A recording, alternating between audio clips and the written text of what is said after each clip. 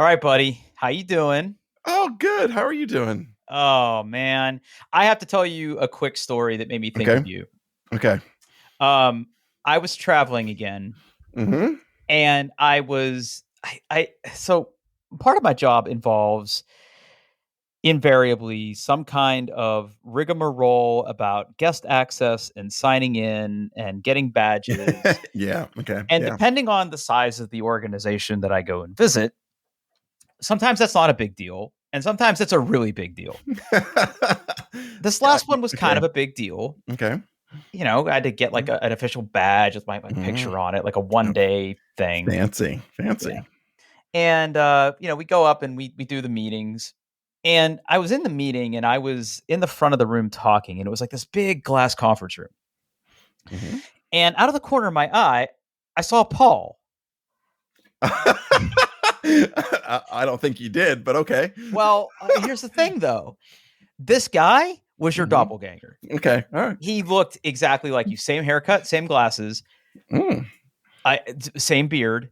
Okay. I literally did a double take. I was talking and I stopped mid sentence. Like I saw him through the glass panel. He was walking by with a cup of Oh, coffee. oh. I was like Paul. I stopped. I had to like recombine myself. And then for the Mm. rest of the day I was there, he Mm. was in an office off to a corner. And every time I would go like to the bathroom or we went to lunch and we came back, he was just in there. And I'm like, that's Paul. And I know it wasn't Paul, but it was Right. Paul. Mm-hmm. This guy looked exactly like you. Hmm. So anyway, that's my big Huh. story. Okay. So, all right, buddy, what have you been up to?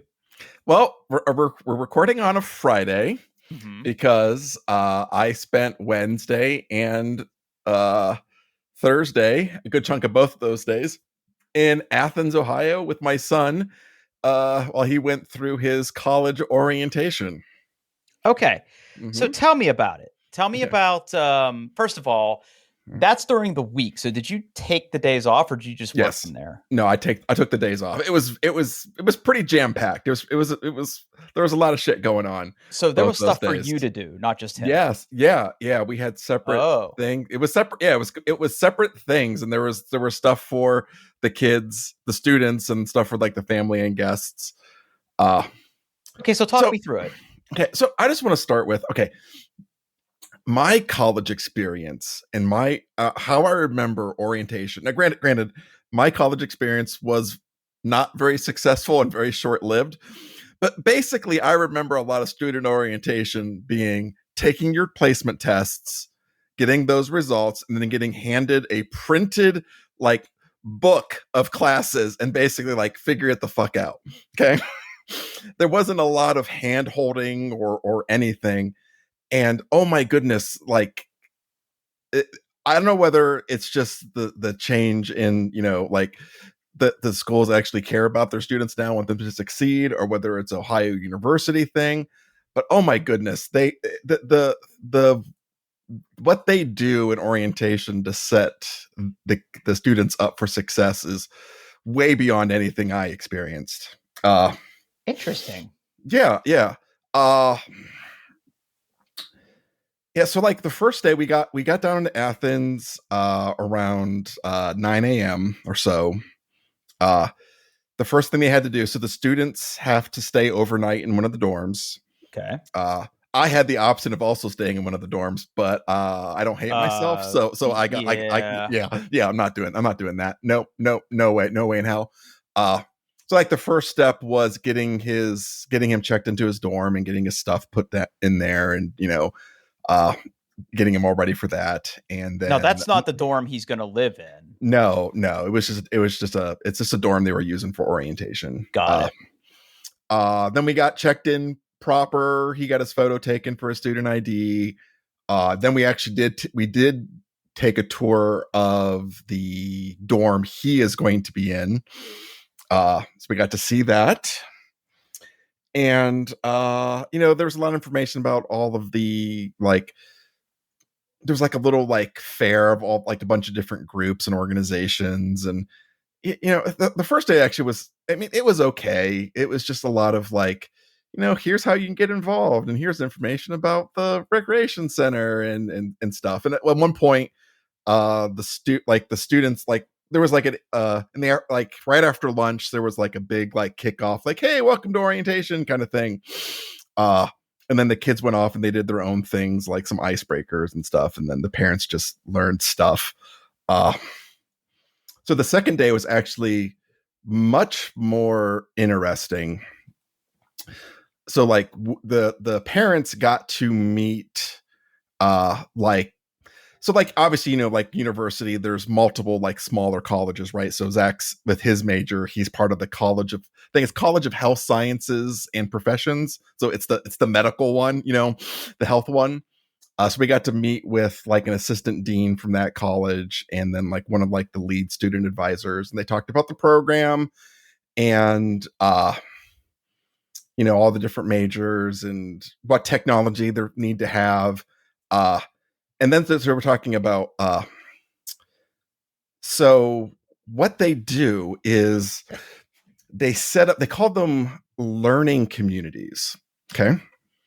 So they take groups of kids, about 20 to 30, usually try to keep it down to be as 20 as much, who are like in the same major or roughly in the same major.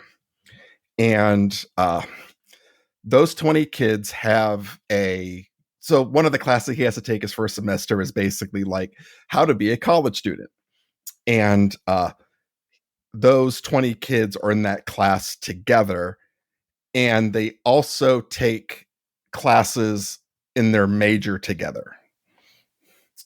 So he will be in the class with these 20 kids he's got 2 courses this semester that are related to his major. One is like human biology, and the other one is intro to exercise physiology.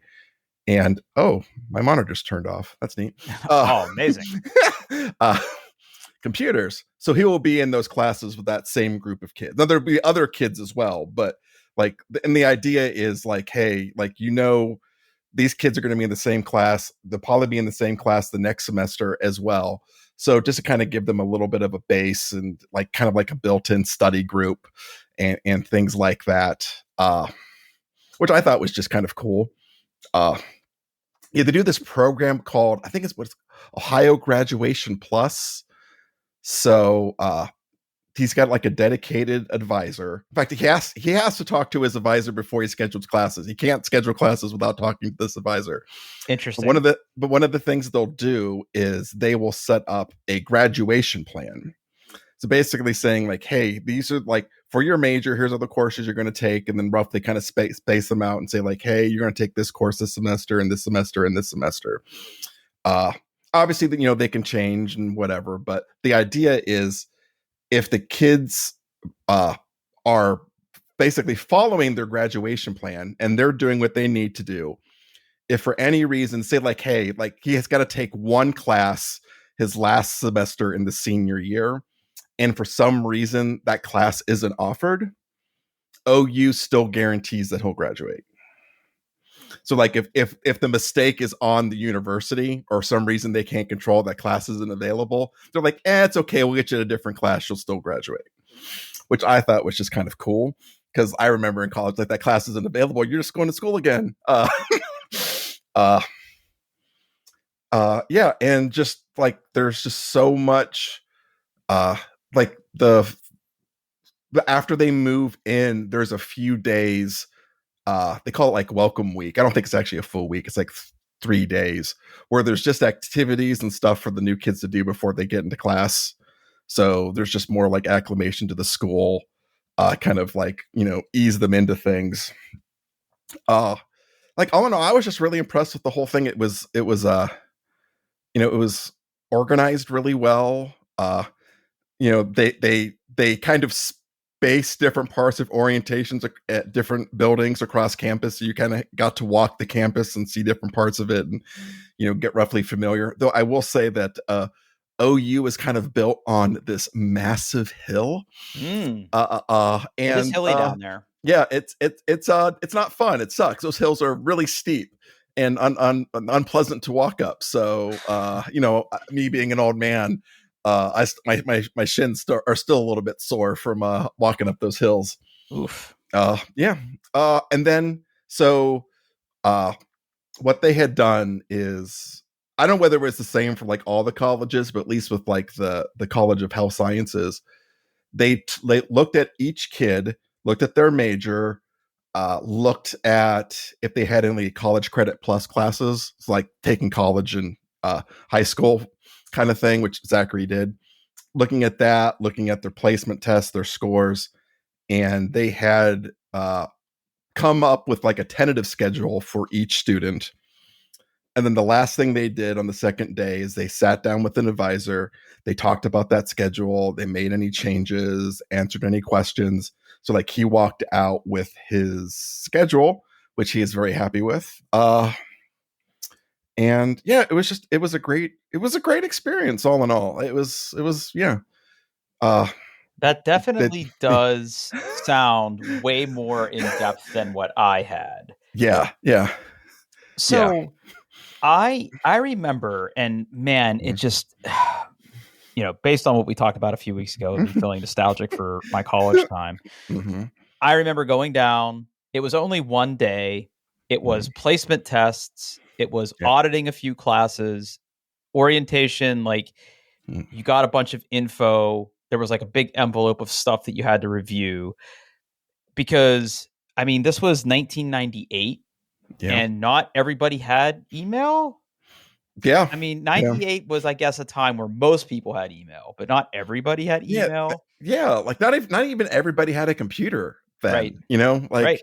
Yeah. And like laptops certainly weren't a thing that everybody had. Yeah. I don't know if everybody didn't have a computer, but laptops were definitely not. Like there were kids that showed up with laptops, and this was the era of laptops where they were pretty chunky. Yeah. Like those Toshiba satellites, and even like the IBMs, and back when they were actually IBMs and not Lenovo's. And the battery lasted like an hour and 45 minutes. Yeah. You had to swap another battery. Active matrix displays. That's like kids these days don't understand. Yeah, and now you're required to have a laptop. Yeah. Required. I remember we very, very few kids had flat panel monitors. We all had CRTs. I had a CRT in college. Yeah. And lugging that shit around was not fun, moving in and out every year. Yeah. Shit was heavy. Yeah, I mean, that actually sounds really reassuring. I think reassuring is the word, because it sounds like they have a definite plan to make sure, like you said, that the kids are set up for success. My college advisor never helped me.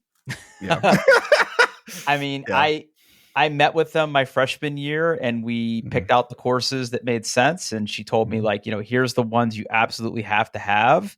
For like, there were actual required courses that were a result of your placement tests. Yeah. So you could like place out of math, but you might not be able to place out of calc. Like I was able to place out of a language because I had 3 years of it. Yeah. So there was some of that, but once I got to my sophomore year and I declared, and then I switched from computer science to information science, I had to apply to the school, and once I got that far, like that was it. Yeah, so he'll have a success advisor right away. Success advisor. That's basically like his key advisor. They help him schedule classes and stuff. His second year, he will get a faculty mentor, which is someone like in the faculty, he's worked in their field with the idea to help them pick careers. And then he also gets an experienced designer, which is there to help him with things outside of the classroom. So anything from like, hey, I want to join a pickleball club, to I want to do an internship or like a work study program. So yeah, he'll have a dedicated person just for that kind of stuff. Yeah. And as they say, as much as possible, they try to keep them to have the same advisor throughout their entire career. Obviously, people like leave. Yeah. So, it was good. And then obviously there was a course on like how to pay for college, stuff like that. So yeah. And then, teaching me about FERPA. Fat, upper. Okay. No. FERPA. FERPA. Help me with FERPA. Okay, FERPA is the Family Educational Rights and Privacy Act. Oh, it's like HIPAA. Yes. Yeah. So basically, they explain like, hey, K through 12, all of the rights were with the parents. So like, you learned everything. When they're in college, in fact, now that he's actually registered for classes, he's covered by FERPA. They communicate with the student and not the parents. And the only exception to that is if there's an incident involving drug or alcohol, a letter will go home to the parents. But otherwise, everything just goes like the grades, emails. I'm sure that never happens at Ohio University. Yeah, no. If he gets in trouble for something or whatever, that's just going to go to him and not to us, unless he explicitly says that like he wants it sent to us or whatever. So yeah, we got to learn all about FERPA. Andrew, I like saying that word, FERPA. It's fun. FERPA. FERPA. I'm gonna put a link to FERPA in the show notes. Okay. FERPA. That'd be a great way. You're either way up to date on student privacy rights, or you're a furry. Oh, it's FER. Okay. FER. Okay. Yeah, FER. I was. Yeah. But it's FERPA. It's FERPA. Okay. Yeah. So, all right. So you guys go down there, you do this thing. It's 2 days. You drive home. How did he feel about it?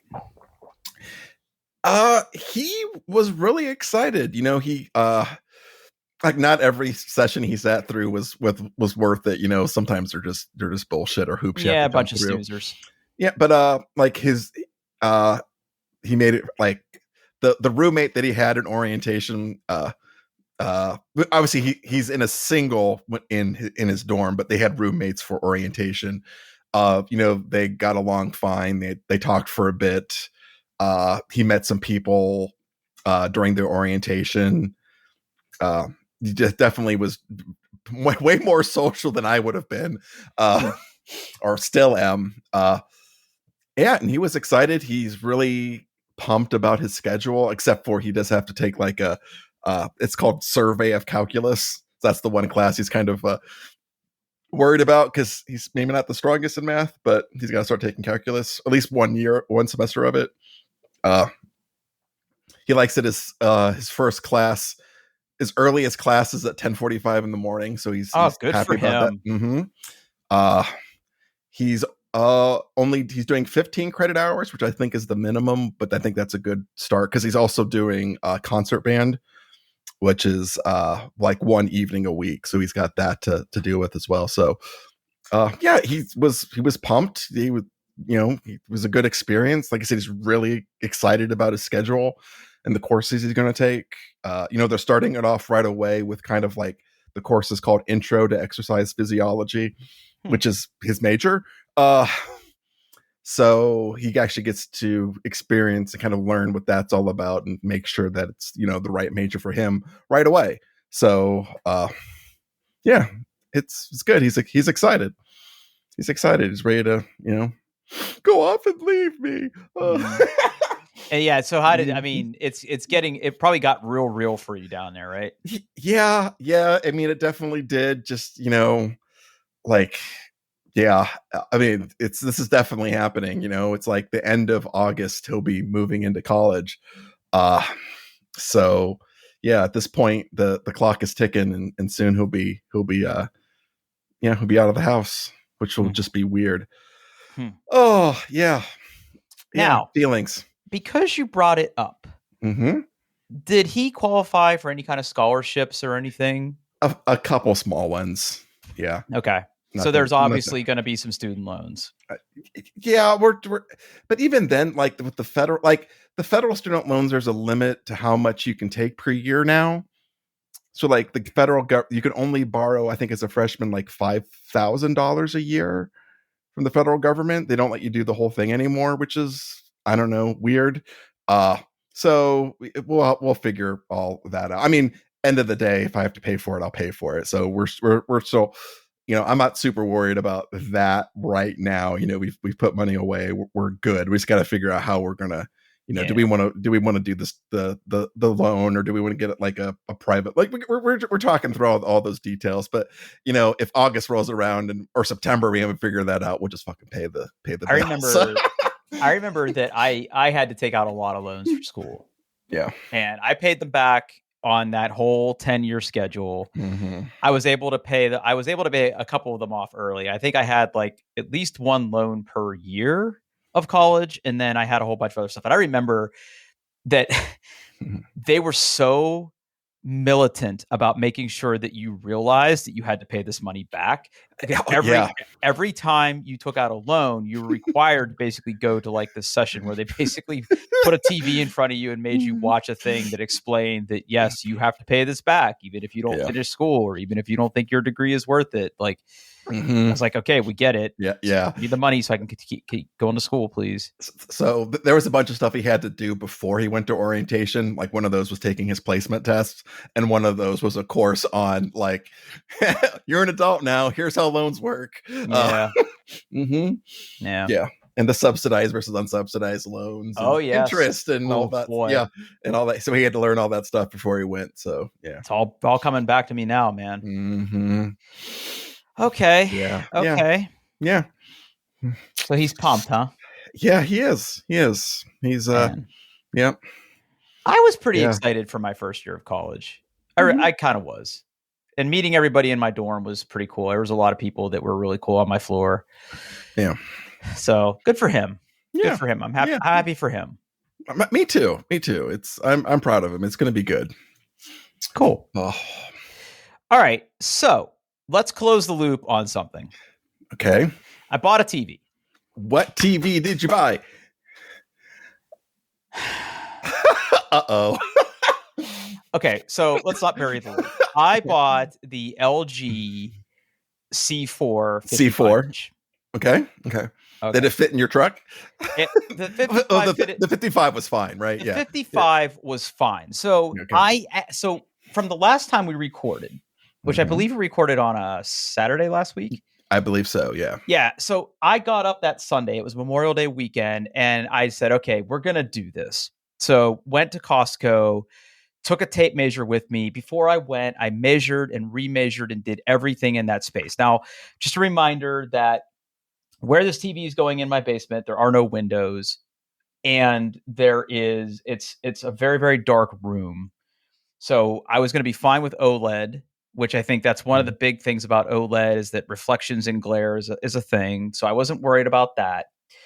But what concerned me was the fact that this thing is going into a recessed wall. Okay.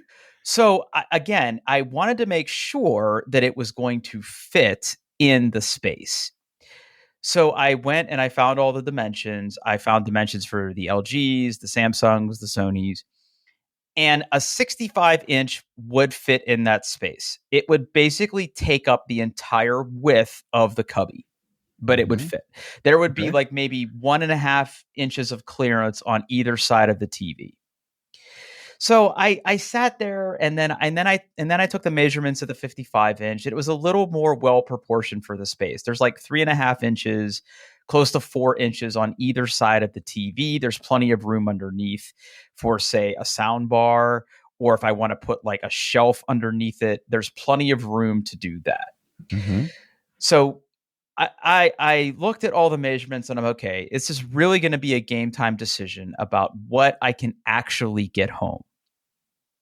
So went to Costco, and of course, like as soon as you walk in, that's where the electronics are, and all the LGs are right there. They had the C4 in 55, 65, even 75, I believe they had all of those in stock. And I was like, okay, let me look at this 55. Found the box, measured it, no problem. It would have fit with room to spare in the truck. Wasn't worried, and that was never going to be a concern. Good. Okay. The 65-inch box would not have fit. My truck bed is only 5 feet long. It was like 66 inches long.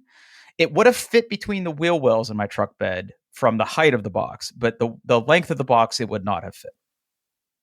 So then I went and I looked at the Sonys. Now, I was looking at two different Sonys. I was looking at the C7 and the C8. Okay. Now, the C7 is mini LED, and the C8 is OLED. Now, from our last conversation, I I seem to us remember saying that mini LED was kind of like the second place choice. OLED was going to be the better choice, I think, for my use case. Yeah, I think for your use case. Yeah. Now, the interesting thing was measured the box on the Bravia 7, and it came out to just an inch over 5 foot. Okay. I think that if I had crammed that into my trunk and closed the gate, it might have crunched the box, but I think the TV would have been fine. Okay. So Still, I was like, maybe not the best start to your TV owning experiences. I hope I don't break it. Slam. There's a lot of wiggle room in there, I think, on those cardboard boxes. Yeah. It'd be amazing what they're doing with cardboard and styrofoam. I thought, I agonized over it, measured it, remeasured it, did the whole thing. I was like, okay, let me go look at the Bravia 8 box. The Bravia 8 box, even though it's the same size TV, was 4 inches longer. I don't know why, but the box was longer. Same size TV. I think for all intent and purpose, it's relatively the same proportions once you get it out of the box. I don't understand why the box was bigger. Maybe it needs the extra padding. I don't know. I don't know. But for whatever reason, it was just like extra box. So hemmed and hawed a little bit, thought about it. I'm like, okay, you know what? We're just going to do the 55. It's probably going to look better in there. Let's just do that. So I got the 55-inch LG C4. I also picked up a Sonos Beam soundbar, which nice. Costco actually has pretty good deal on Sonos gear. So I think the Beam usually goes for around $450, $500. Costco had it for like $300. Nice. Yeah. So I picked one of those up too. And the nice thing about it was if you bought it, it also came with a free offer for a free mount. Yeah. So I was like, okay, sold. So I got that. They didn't sell Apple TVs there. I had to pick that up at Micro Center later that day. But got all that, got it in the truck, got it home. So, I got it on the wall, got it all hooked up, ran power, got the Apple TV all hooked up. Or no, I didn't get the Apple TV hooked up right away. I'm skipping a step. So got the TV mounted, got the Sonos attached, did the Sonos app thing, got it registered, got it all set up. And then I was like, okay, I need to test this thing. But I didn't have an Apple TV. So I'm like, okay, this TV is a smart TV. Yeah. I know I said I wasn't going to do this, but I'm going to connect it to Wi-Fi. I'm going to try Netflix. I'm going to try Plex. I'm going to try like Hulu. Mm-hmm. Paul? What? I had to click through so many things. I had to. Okay. I'm not exaggerating. Okay. Listen, I know we have a lot of fun here. I'm not exaggerating about. I wrote this down. Here are the steps that I had to do to enjoy my smart TV. Okay. Okay. Had to turn it on. Had to do a first time setup. Had to connect it to Wi-Fi. Right. Typed in the password. I thought I typed the password in right, and then it came up with the terms and conditions page, and it just sat there and spun. Sat there and spun. Okay, I'm like, I'm going to go upstairs and get a drink. Came back downstairs. Still spinning. Okay. Hit the back button on the remote. Went in again, re-enter my password, rejoined Wi-Fi. Magically, terms and conditions come up. Okay. Accept terms and conditions. Then I had to accept the privacy statement. Then I finally got to like, okay, here's all the settings of your TV. And it was like walking me through a bunch of settings that I just did not care about. Like, I was like, I will do this later. Let me get to a TV. So got to the TV, and then I was like, okay, I hit the home button on the remote, and it pops up with this ridiculous homepage. Like, it is just so fucking busy. And I say that coming from an Apple TV background where there's just nice, evenly spaced little squares of the different apps that I want.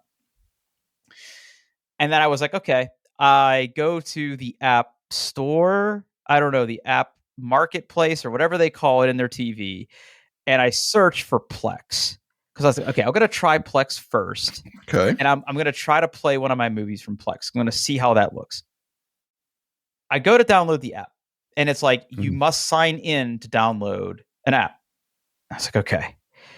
So, of course, it gives you the option. It's like, okay, you can either create an account here on the TV, which I'm trying to use this remote in the Yeah. dark, and Is it's there like at least like a QR code you can there's a scan? QR code. Okay. Okay. But you scan the QR code, and it takes you not to a website. Oh, I want you to use their app. I want you to use their app, and the name of the app, which is so gross. It's such a gross app. Mm-hmm. LG Think, THINQ. Okay, yeah, And yeah, okay. it I use wants that. access to your microphone. It wants access to your pictures. I'm like, what are you doing? You're a TV. I should be consuming media on you. You should not be consuming my media. What is this? I'm not allowed. I'm not allowed to do this. Mm-hmm. So I finally go on this app, register a username and password. I was able to log in on the app, which logged me in on the TV, download Plex, get logged into Plex, which thankfully that is another QR code that just like, goes to my phone, and then I type in a 4-letter thing and it's connected or whatever, no problem. And then I go to start playing a movie. Okay. And it looks bad. Oh no. It looks bad. Okay. Okay. So I back out of everything, and I back out of everything, and then when I quit the Plex app, it starts playing cable, but I don't have an antenna hooked up, so it's like downloading, it's like playing like public access TV through the internet on my TV, and I'm like, You're welcome. This is so fucking wild. So later that day, we had to go to a graduation party. Then we came back, and I went and got the Apple TV, got a nice HDMI cable, got it all hooked up, got it all plugged in, and did the same thing. That setup was, of course, very easy. I immediately disabled all Wi-Fi on my TV. I'm never going back to that hellscape. But now I got a new problem. All right. So I know that there's a certain level of configuration and calibration you have to do to a TV. Now, we have an LG in our bedroom. It's not the same series, but it's an OLED. And I never took the time to do it on that TV. And it has like every imaging processing setting turned on. Everything looks like CGI because of all the smoothing and everything. It just looks very unnatural when we're watching it. But Mandy likes it, so I don't fuss with it. So I did what I thought was the smart move. And I went into the TV settings. I adjusted the picture. I disabled all of that shit. And what I was noticing is when I was watching some of my Plex movies, it's very juddery. Okay. Like it's almost like the frame rate isn't right. So I had to basically turn on a couple settings and turn the settings on to low for some of the motion smoothing. Okay. And it doesn't look like the TV upstairs where the movement is very fluid and very unnatural. It looks more like what you would expect from a regular LCD TV now. So this leads me to like my thing, right? I know that RTings has a whole calibration settings page for this. Yeah. So I spent Monday, my day off, reading this thing, and I got like halfway through the article, and I was just like, I don't care.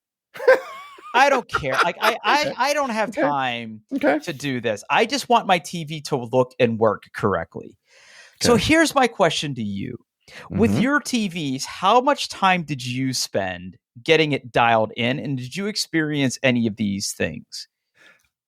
So before I even watched anything on it, I went through the RTings guide and set everything. I think I did like deviate from it ever so slightly. But I did that whole thing before I even watched anything, and I've been happy with it since day one. So okay.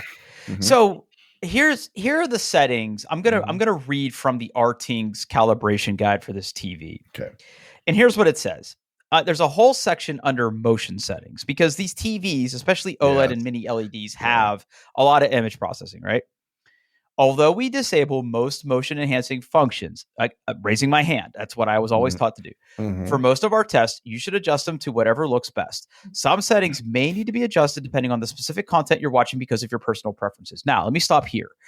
So again, my major consumption points on this TV are YouTube, Plex, and sometimes Netflix. Okay. So I know that because of the way that I have my movies, I have a mix of SDR content, like regular DVDs, and then I have Blu-rays. I believe that the SDR content is what this TV chokes on a little bit. Okay. So the first setting on here is motion interpolation. Okay. Mm-hmm. Again, although we usually leave these settings disabled during testing, you should adjust these settings to your liking as different people for different things. If you want to enable motion interpolation, set true motion to whatever and de-judder and de-burr sliders to your personal preferences. You may have to try the different settings that works best for you. Higher settings on the slider can introduce more artifacts and busier scenes. The cinematic movement preset is a good option to reduce stutter without adding a lot of motion interpretation. So I was noticing stutter. Like Okay. I don't know if it's my eyes are aging and I see this more now, but when I was watching a movie through Plex, what I was noticing is that as people were moving, I could actually see like the top half of the frame move before the bottom half of the frame. Do you know what I mean? Huh. Yeah. Okay. Yeah. And that Yeah. was with everything off. So I turned on this true motion setting to the lowest, and it looks perfectly fine. I don't see any Okay. artifacts. I don't see anything. It's almost like it's adjusting the frame rate just enough to deal with that. Okay. And then there's this whole setting on there called OLED motion, which has something to do with the black frame insertion features. Yes. Okay. So, and it basically says with this enabled, there's always judder when watching 24p content. Okay. So, Oh yeah, because I see here with black. I was looking at the thing with black frame insertion. It only happens at 60 hertz. yeah. So I Okay. think that's where this stuff sort of comes in. Yeah. And then it talks about judder. Because a lot of your rips are probably 24 frames a second. Probably. Yeah. Yep. So judder. The LG C4 can remove judder from all sources, but you have to enable Real Cinema. Note with the OLED motion enabled, there will always be 24 judder, even with Real Cinema enabled. So basically what I'm saying here is I had to go through all of these things and like turn some of these settings on that made me feel a little gross. And then I got to all the color and all these other settings. And I'm just like, white balance and everything.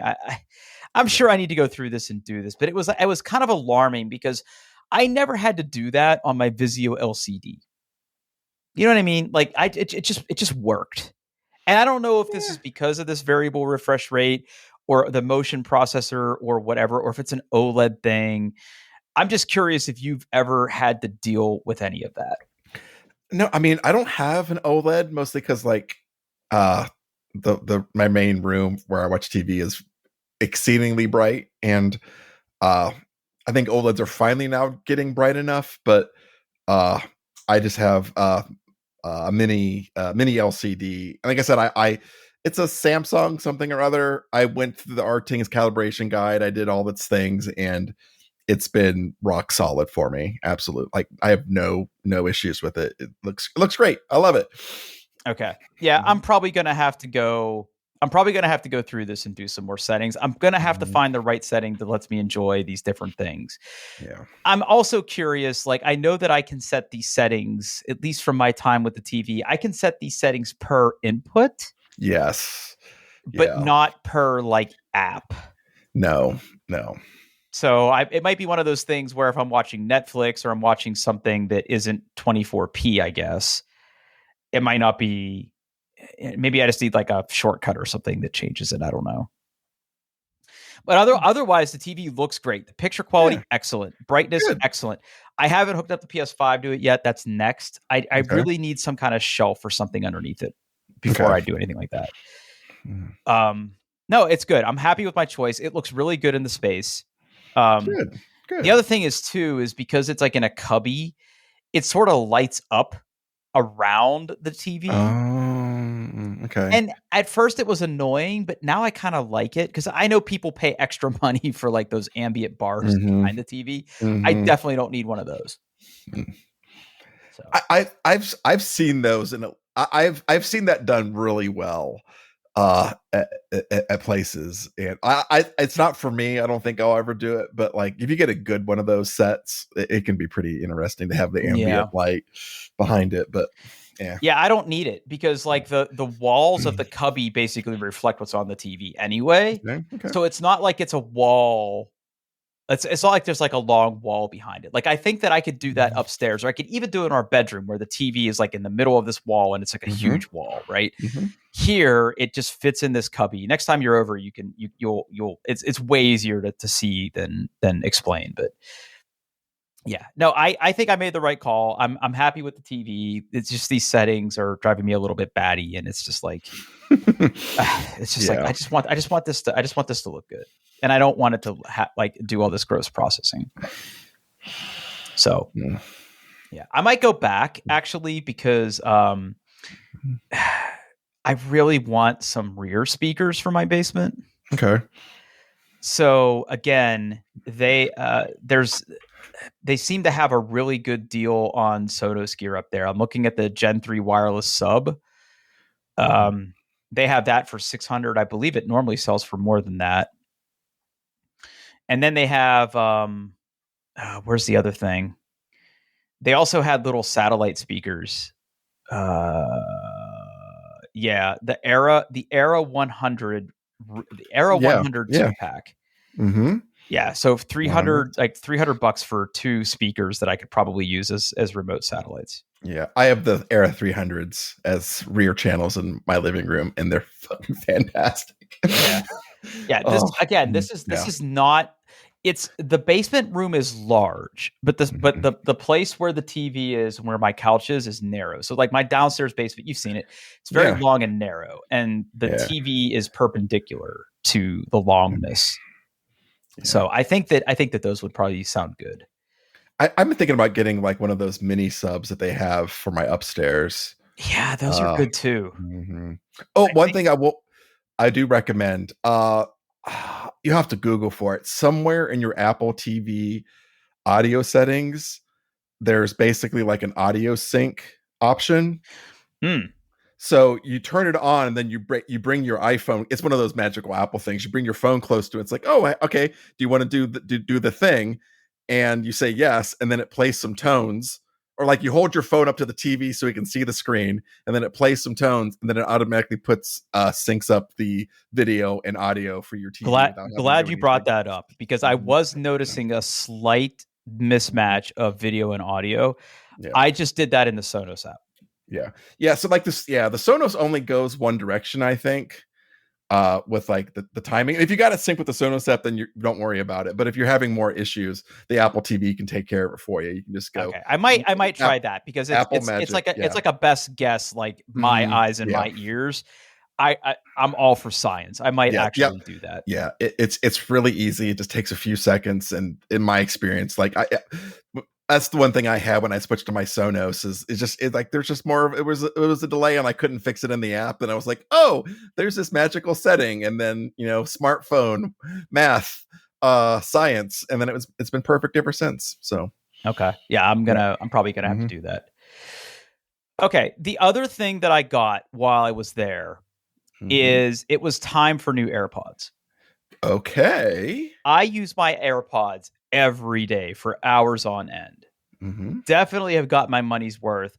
I have now owned two. Actually, no, if I count the set that I ruined, with that goo we did that time, I've owned three. I've owned three sets of regular AirPods: Gen 1, Gen 2, and I think I bought another set of Gen 2s because my other ones broke for whatever reason. Okay, I use them every day. I was starting to notice. And I couldn't tell if it's because I shoot guns too much and I'm losing my hearing, but I was really starting to notice that the left earbud, Airbud's a movie, earbud, was really faint in my ear. Because like most of the time, I only use those when I'm on a conference call or when I'm like in an airport or in an Uber and I want to listen to music. So I was noticing that it wasn't sounding super great. And then I had a lot of problems with audio, people hearing me and people hearing me on the call, not just me hearing them, because like the left channel wasn't very good. So I was like, okay, it's time. So I decided that it was time to get a new pair of AirPods. And I decided that rather than get the normal AirPods this time, I got the Pros. Okay. Now, I'm not a big fan of in-ear earbuds. That's why I like the AirPods, the regular Mhm. ones, because they just kind of Mhm. sit there. They're not Yeah, yeah. intrusive in your ear canal. But there were a lot of benefits about the Pros that I thought would be fun, like Yeah. noise canceling and Yeah. adaptive. Mhm. So I decided let's do it. Let's Okay. try them and see how it goes. They're great. They're actually Good. more comfortable than I would have imagined. Yeah, I never thought they were uncomfortable. Now I just have an irrational fear of the tip coming off in my ear, and I can't wear them anymore. So Okay, so let's talk about that. So Mhm. I Mhm. decided to not fuss with the tips, and I think they come with the mediums instead, Yeah, they come with the mediums. That's and they correct. give you a small, a large, and an extra large in the box. Mhm. So what I was noticing is that the mediums felt fine. They didn't feel like they were too tight. They didn't feel too loose. Mhm. But I did feel like the things were jostling in my ear too much. And I was like, okay, let me go to the larger size. I don't know how these things clip in there, but once they're clipped, they're not going anywhere. Yeah, yeah. I mean, only mine did, but that's okay. That's okay. Yeah. It did. Yeah, I've told you that story where I had a full. The ear tip remained in my ear when I took it out just randomly one day, and I I had think a you did tell full. me that. I had a full on panic attack. Yeah, yeah, Oh yeah, no. yeah. I mean, I understand. Mm-hmm. Okay, Yeah, so yeah. riddle me this though, Batman. Mm-hmm. When I put the little guys back in their house and I close Back the in the lid, case. Yes. there's like a little barely audible beep that emits from it. Yes. What is that? Oh, they talked about this on the ATP podcast. I think it's something. Oh, hold on. AirPods Pro 2 beep in case it's doing something. Okay. Okay. According to the AI overview, thank you, Gemini, is often a normal sound that indicates charging or battery status. Uh, No, it's not that. okay. It's very, very faint. Now, I Mm, have a theory. okay. So, this AirPods case is different than other AirPods cases. Mm-hmm. It has a little silver insert on the side of the case. Oh, it's okay. So there's one thing saying that it does a microphone calibration Aha. about once per week per AirPod when the case is not moving. Yeah. So I don't know about that, but I think that the noise canceling effects that it does, Mm-hmm. it's actually sampling from the case Hmm. because this looks like a microphone on the side of the case. So I don't know if it's calibrating when it starts charging in the case, Hmm. but I'm just wondering how it knows that there's like audible noises for adaptive noise canceling or something like that, because I can't figure out what the silver thing is on the side of the case. It It, definitely looks like little microphones. it could be a speaker because the case will make a sound. Yes, maybe Mm-hmm. that's it. Mm-hmm. Because yeah, because when I yeah, because like listen to this. Ready? Mm-hmm. Wait, is it not going to do it? It's not going to do it now. Yeah. Wait. Okay, hold on. I'm going to take the AirPods out. Okay. It just made a noise a second ago. I don't think you could hear it. Okay. AirPods going back in the case. Click, click.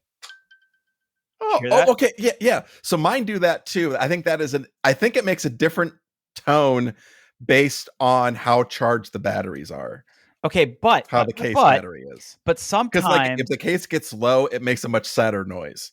but okay, I understood. But Hmm. there's another noise that this makes, and it's very Yeah. faint, Yeah, I and think that must be the microphone calibration. it's got to Yeah. be a microphone Hmm. calibration thing Hmm. because I've heard it. Yeah. I've heard it a couple Mhm. times now, and I'm Yeah. trying to figure out what the fuck it is, and I Uh, just don't know. But that said, they're good. I'm a little disappointed I didn't jump in this sooner, but this generation just came out not too long ago. I don't think wasn't it like this year? Yeah, they're pretty new. Yeah. Yeah. So Yeah. I mean, it's a good thing I waited, but these things are real good, real good. Good, good. I'm glad you like them. Yeah. Yeah. Yeah. What else? Mm. I don't got a whole lot of it's between work and orientation. I haven't done Yeah. anything. So Yeah, it's yeah, been a lot yeah, for me too. I mean, we can make yeah. this an episode. We did a solid 50. Yeah, I think it's 50 minutes. Yeah. Yeah. I think that's good. I think that's Yeah. good. Let's get out of here. Let's get out of here. Yeah, doingtheirbest.com. You can go there, find all the show notes. I don't know, leave a comment on YouTube or give us a thumbs up or I don't know, whatever. Have we got any more YouTube comments from our Oh, boys? you know what? Okay, no, so hold on. That's actually a really good point. Hold on. We got a really nice comment on episode 280 on YouTube. Okay, hold on. Put a link Uh, in there. I want to read it. Okay. Let me grab this in here. Let me put that into the doc. If I could just find where we go. YouTube comment. We love user interaction. Okay, so I actually need to respond to this. This happened 2 days ago. This was from user Dr. Jackson Bright 5723. You may be a bot. I don't know, but I still like you. I still like you, even if you're a bot. He says, it is a crime that this channel is so unknown. You guys are hilarious. Please don't ever stop. Well, thank you, Dr. Jackson Bright. Dr. Jackson Bright. Yeah. Hey, listen, we love user feedback. Now, this is the point where we'll remind you this podcast isn't for you, it's for us. Exactly. So while we appreciate these comments and we like that kind of feedback, please keep them coming. So if you're listening and you're listening to this, you have to keep keep that coming. Yeah. Love that for us. Yeah. And I think we got some nice reviews on Spotify too. So we do? Yeah, I'll have to pull those up at some point. Hold on, I'm gonna do it right now. We got time. Okay. So going to Spotify. Sure, they're doing their best. There we are on Spotify, even though we want people to listen there. Yeah, it's okay. I mean, I've given up. Personal stories. That's what we're tagged as. Yeah, I think I picked that. So I see that we have 5. I see we have 5 stars. How do I see the reviews? Those are not. Maybe there's not. Maybe it's just 5 stars. We've gotten 5 reviews. Yeah, which is nice. Thank you. Go into Spotify and give us 5 stars. Why not? We'd appreciate that. We'd appreciate that a lot. In fact, I'm going to rate it 5 stars. Yeah, I'm going to do that too. There we go. Wait, rate podcast 5. It won't let me submit. Why? Do I have to follow us? It won't let me submit, Paul. Oh no. It won't let me submit 5 stars. It'll let me submit 4 stars. Maybe you have to listen to one. I don't know. Oh yeah. Oh really? I don't know. Maybe. I have to listen. I have to listen to our show. Have you listened to our show before? Have you heard us? We're the worst. Oh yeah. Hold on. Okay. I'm gonna put you on the spot. What? Give me some telemetry. How are we doing these days? We're doing. So my daughter just asked that. And looking at some of the stats, so they don't make it exceptionally easy to fix some of that out, but it really looks like that we've got. So obviously this is just downloads, right? So like I don't think it's pulling in stats from like Spotify, because I think Spotify just downloads it once, and obviously it's not getting YouTube. So these are people that are listening via like a bespoke like podcast player. Okay, so it looks like we average right around like 40 to 50 downloads per episode. Okay, and that is the okay. So that is unique downloads. So that is the so there is some. Okay, it is not unique downloads. It is the IAB standard. So like if you're trying to get advertising, this is what they want to hear, because it has rules about like if you downloaded it twice, it only counts as once, right? So it tries to be smart about that. So it looks like we have about like I would say around 50 listeners, maybe some more, because you got people. I mean, people. No, I don't think anyone has ever like watched all of a video on YouTube, but all of our videos get like at least like partially watched by a few people as well. Which I don't understand, people doing podcasts on YouTube, but who am I to judge? I'm just happy that they're showing up. So yeah, like, we don't have a lot of listeners, but it seems to be pretty consistent in that range. So our listeners are very are loyal. They listen. They like us. They like us. I love that. So, I love that. I love that for us. Thank you for listening. Okay, so it is now also breaking things down by country. Would you like obviously United States is the number one country. Okay. Would you like to guess our number two country? Canada. It's Germany. Germany? I don't understand. Someone left their VPN on. I hope so. Oh. Germany. Yeah, Germany. I guess the Germans are really big into podcasts, so maybe it's not that surprising. Okay. But all right. They do love chapters in podcasts, so maybe that's that's why. All right. Oh. But anyway, everybody, thanks for listening. Oh.